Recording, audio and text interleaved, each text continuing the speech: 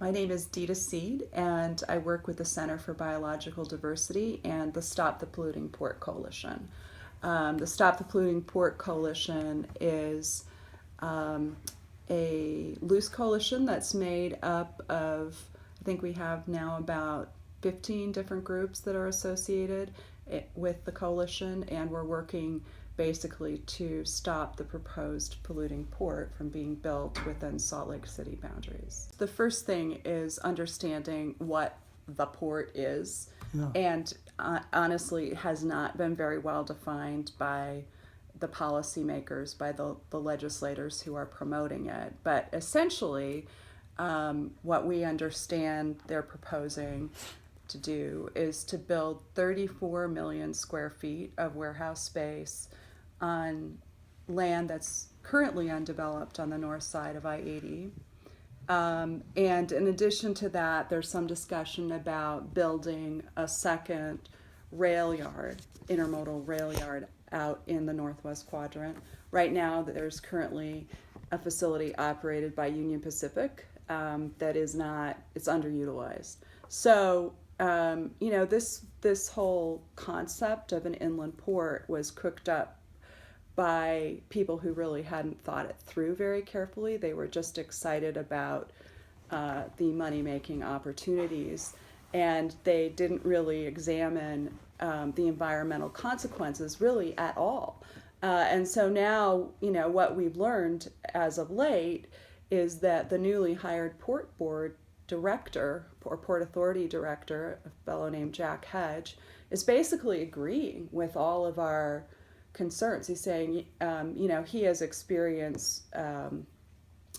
He worked for the Port of LA, and he's coming to Utah saying, well, we don't want, I'm coming here because I want to prevent what happened in LA from happening here. Yeah. And, the answer to that is like, well, don't build it, Mr. Hedges saying, well, your concerns about the impacts of water quality, your concerns about the air quality harm that will come from this are all valid. Those are all valid concerns. So it's really, we think now that there's recognition, even among the people who are orchestrating this, of the harms, that's really going to change the dynamic and allows us an opportunity to stop maybe the whole thing. The pollution alone should stop it, and it's really appalling that nobody, when they were thinking about doing this, asked any of the hard questions about what building an inland port would do to our air quality. And I think one of the reasons why this happened in the way that it did, with people initially not understanding the impact, is because nobody really knew what an inland port is. And so we've been researching examples of inland ports from around the world, and they're all dirty. They're all polluting. There's no clean, and the port director says this too, there's no clean green port anywhere in the world right now.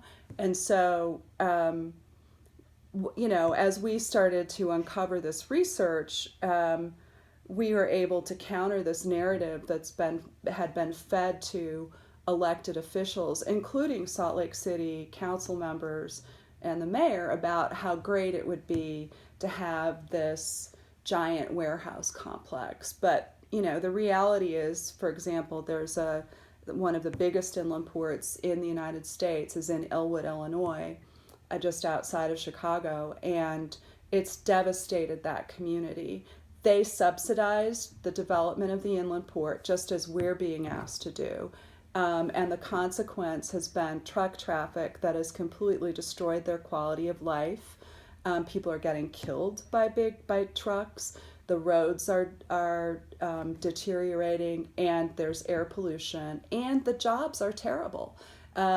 There's an article in the New Republic last spring that described, some of the horrors of the Elwood, Illinois port, and in particular, the fact that the jobs associated with it are called perma-temping jobs. So they're temporary jobs where you don't get any benefits, and you're just kind of shuttled from employer to employer and it's really, really bad news for the workers. So anyway, we learned about what's happening in other ports, and we're able to bring that back to our community and say, hey, we don't really want this.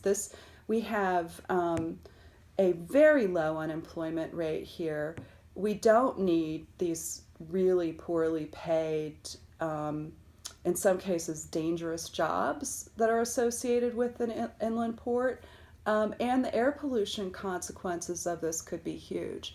But just from the diesel powered machinery that's associated with these types of facilities. So, for example, warehouses are serviced by trucks. Trucks are powered by diesel. A conservative estimate from what they're planning, what we've seen that they're planning to build right now, is that would be like over 3,000 additional truck trips onto I-80 every day, not to mention the cars associated with the operation. So it's a huge new source of mobile pollution.